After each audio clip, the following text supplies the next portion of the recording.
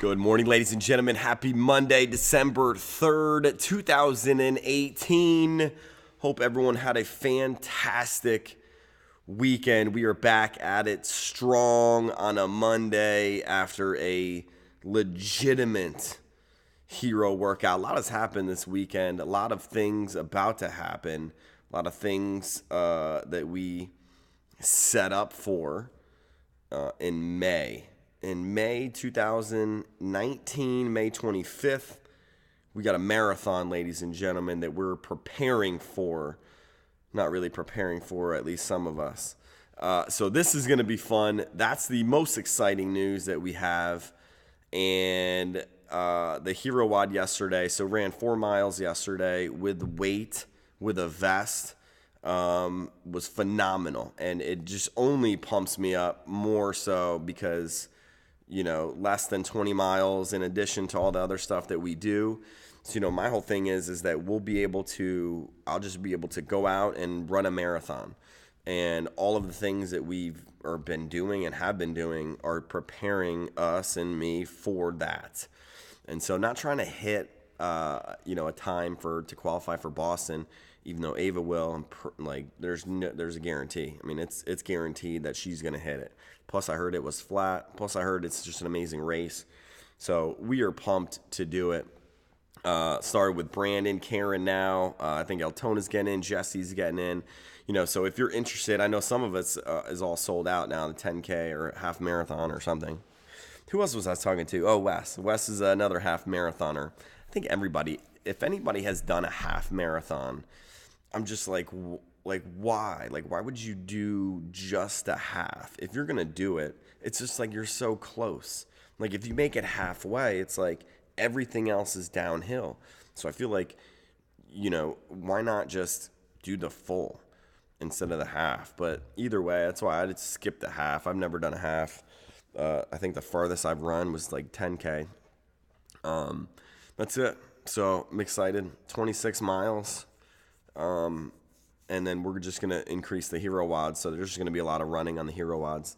And that's how we're going to train. Ava actually has a 11-mile course around our house that I'm going to try. It's a little uphill, downhill.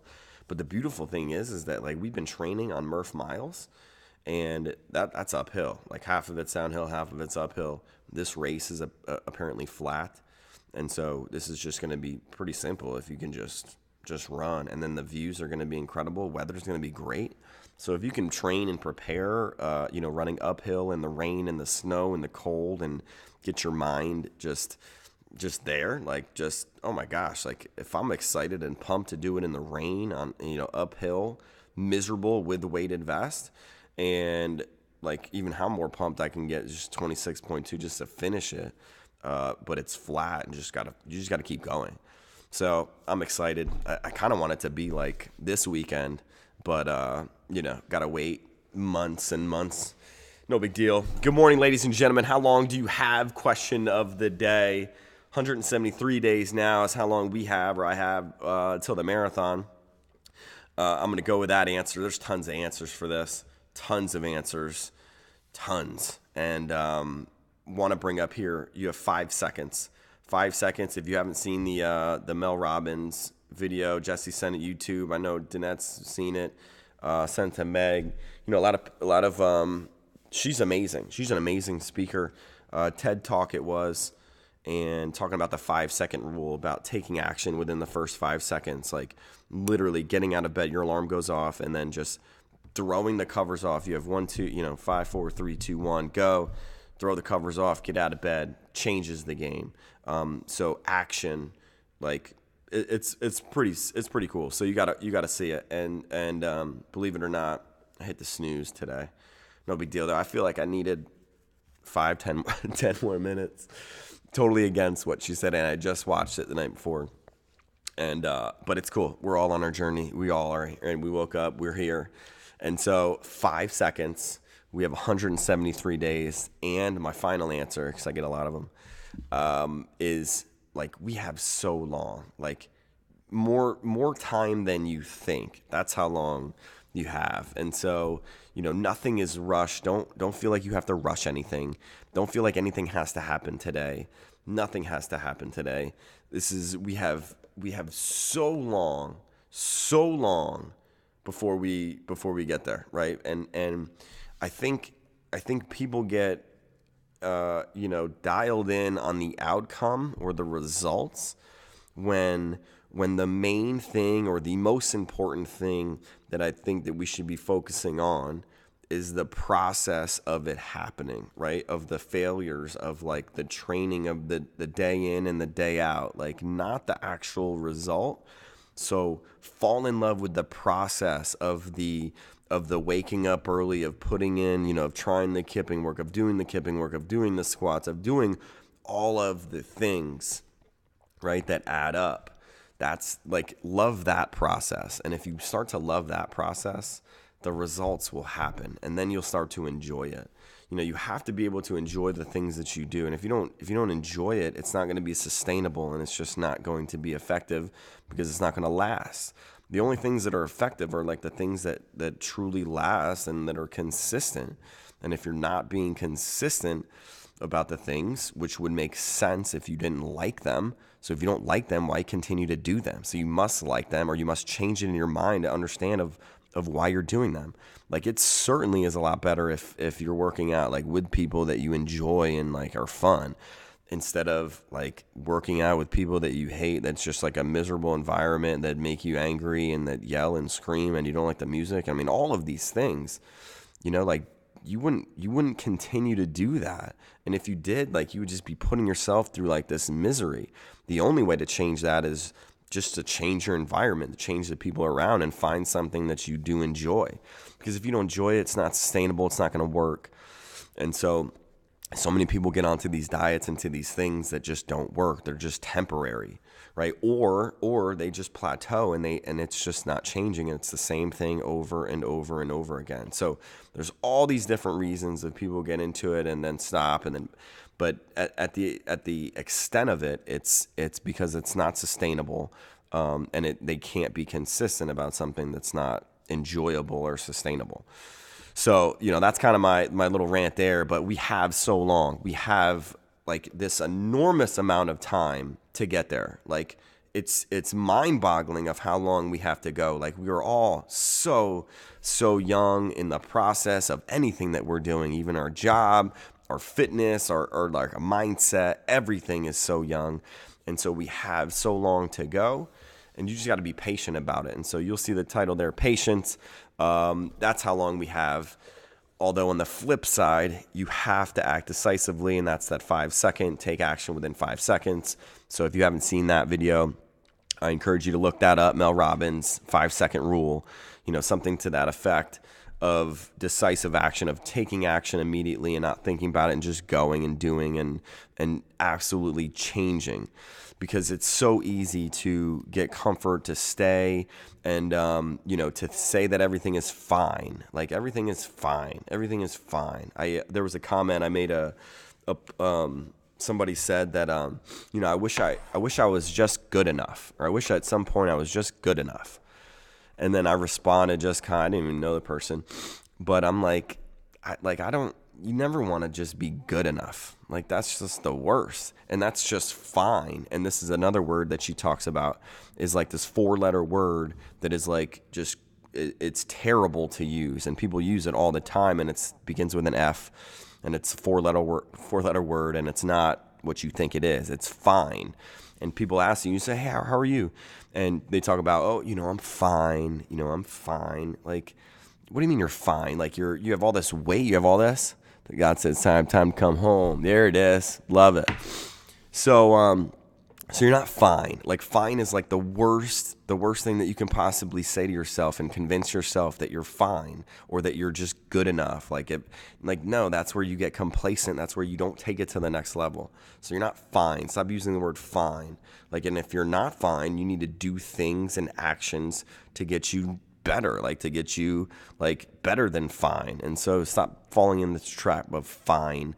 And that's another thing that she talked about. So the woman was amazing, and she's world renowned speaker, Mel Robbins, super cool. I bet everyone that if you look her up, you'll watch a video, millions and millions of views, TED Talk. And so you'll like it. You'll enjoy it. You get a lot out of it.